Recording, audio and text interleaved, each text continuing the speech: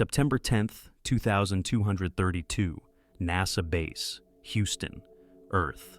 Damn it, I didn't even want to be there. My contract was nearly signed when I walked into that cold room at NASA. Tommy, this mission will make you filthy rich, a fortune you've never imagined, especially after that fiasco on the lunar station, they said. Of course, there's always a catch behind such an enticing offer, and I knew it. But in reality, I was broke, and the thought of returning to Patagonia penniless didn't appeal to me at all. The briefing was straightforward and unsettling. Gliese 12 Bases, a planet 60 light-years away from Earth with a dense, nearly impenetrable atmosphere. We lost contact with the American colony 3 weeks ago, Director Thompson explained. They had no clue what had happened. To me, it already smelled like a trap. But who was I to turn down such a hefty paycheck? They called me an intergalactic mercenary for a reason. The damn ship went down faster than expected. Everything was chaos. A laser beam came out of nowhere, piercing through the hull, and I was thrown around like a rag doll. The alarms still echo in my head. When I finally managed to crawl out of the escape pod, all that was left was smoke and debris around me. This planet. It's anything but welcoming. The air is thick, heavy, with this metallic scent I can't get rid of. My boots sink into the sticky ground while a greenish mist clings to my skin. I need to find shelter before nightfall. I've heard that around here, the night is far from friendly. My instincts are screaming that something is watching me, but all I see are shadows moving through the fog. During that trip, I had way too much time to think. Way too much. I was alone in the transport capsule, crossing the void of space. My thoughts were my worst enemies. Why the hell did I accept this mission? I thought about my old mother in Buenos Aires and the fields of Patagonia, where I used to run as a kid. Whenever those memories resurfaced, I tried drowning them out with some of the bourbon I smuggled aboard. A blaring alarm snapped me out of my daydream. Detection of an unknown vessel. A massive shadow appeared on the monitors. I couldn't identify the model, but it was nothing like what Earth had ever built. Shit. That wasn't in the contract, I muttered to myself, trying to calculate evasive maneuvers. That's when I realized I was truly screwed. After hours trudging through this hell, I finally reached what was left of the American colony. The structures were obliterated, a chaos of twisted metal and dismembered bodies. Something had torn through here, and it wasn't friendly. I managed to find a partially intact entrance to the command bunker. I need answers. Inside, it was pitch black, except for the flickering red emergency lights. Typical, the emergency system was the only thing still running. As I turned a corner, I nearly puked. Astronauts' bodies were floating in the air, suspended by some kind of metallic tendrils coming out of the walls. I had no clue what kind of technology or creature could do this. My instincts screamed to get out, but I needed to understand what the hell happened here. I was minutes away from entering Gliese 12b's atmosphere when a strange signal began interfering with communications. A series of metallic sounds, almost like some kind of code. It wasn't anything I had ever heard before. Control, I'm receiving an unidentified transmission. Are you picking this up? Total silence on the other end. Just the growing noise of that bizarre signal. Then, out of nowhere, my ship started getting hit. I couldn't see where the shots were coming from, but I was sure someone, or something, was hell-bent on preventing me from landing on that planet. Damn bastards, I muttered, trying to keep the ship in one piece. But in the end, I had to make an emergency crash landing, which left me in this mess. I found a semi-functional terminal and tried accessing the records. The last transmission from the colony commander was a desperate warning. If anyone is listening, they are not what we thought. This is a trap.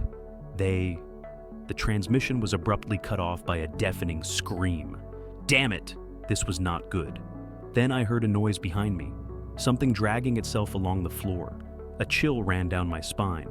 I turned quickly, gun in hand, but all I saw was a shadow slipping through a narrow passage.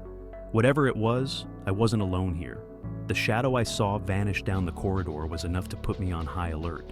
Every step I took reverberated through the empty hallways, the echo making it seem like something was always lurking nearby. My flashlight trembled in my hands as I moved forward. Damn it, I wasn't prepared for any of this. And then, it happened again. Those damn metallic sounds, like the code I intercepted upon approaching the planet, started echoing through the base's speakers. But this time, it wasn't just interference. It was a voice, distorted, inhuman, trying to communicate.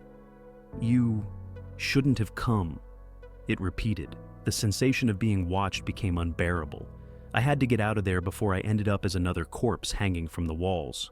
I spent my last night before landing on the planet reviewing everything I knew about the missing colonists. Everything seemed to suggest that they had encountered some form of hostile life, but there wasn't a single visual report of who or what was hunting them. There was only a cryptic note left by the chief engineer. "They came from the shadows, and we were never the same." I remember staring into the darkness through the ship's window, trying not to dwell on what I might find on Gliese 12b. But I was about to find out the hard way. I was running out of time.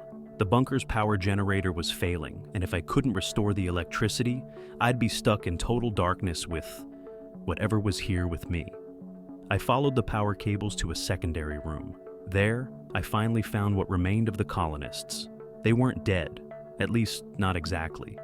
Their bodies were encased in some kind of biotechnological cocoon, connected by tubes and organic wires that seemed to pulse like veins. It was a vision straight out of hell. Then, a sound behind me. A creature emerged from the shadows, tall, slender, with gleaming black eyes and elongated arms that looked more like blades than limbs. It was not a life form I recognized from any human database. Its movements were quick, almost fluid, as if it was swimming through the air. "You shouldn't be here," repeated the same metallic voice from before. The creature wasn't speaking. It was as if it was communicating directly into my mind. I threw an EMP grenade towards the creature and sprinted like hell out of that room. The explosion echoed, lighting up the bunker for a brief moment. I didn't know if I'd managed to stop that thing, but I didn't have time to look back. I needed to reach the ship, fast. The ground trembled, perhaps from the damage caused by my own attack, or perhaps from the creature that was still chasing me. When I finally reached the surface, the sky of Gliese 12b was filled with a strange electrical storm.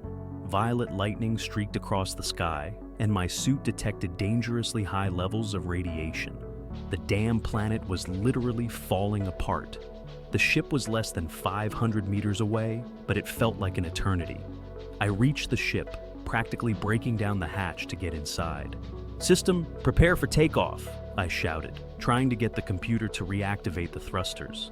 But of course, nothing is ever that simple when you're racing against time and homicidal aliens. The creature that had been pursuing me wasn't about to let me leave easily. It appeared at the cargo ramp, its blades glinting in the flashes of the storm. I grabbed the last weapon I had, a particle cannon, and fired without hesitation. The shot hit dead on, vaporizing half of the creature's body. But as it disintegrated, a bolt of lightning struck the ship's hull, temporarily disabling the controls. I was trapped there, while the entire planet crumbled around me. By some miracle, I managed to reboot the ship's systems just in time. "Thrusters at full power," I commanded, and finally the ship took off. The ground below me was collapsing as I gained altitude. I looked back to see Gliese 12b being swallowed by a massive explosion. Whatever was there, it was now buried forever. The final transmission I sent to NASA was brief. Mission complete. No survivors. But deep down, I knew that was only half the truth. Those colonists, they weren't dead. They had been transformed. I just hope I never encounter those creatures again in the depths of space. As the ship soared through the void, I let out a sigh of relief. I was alive, but what I had seen and experienced, those nightmares wouldn't leave me anytime soon. Whatever was on that planet had left an everlasting scar on my soul.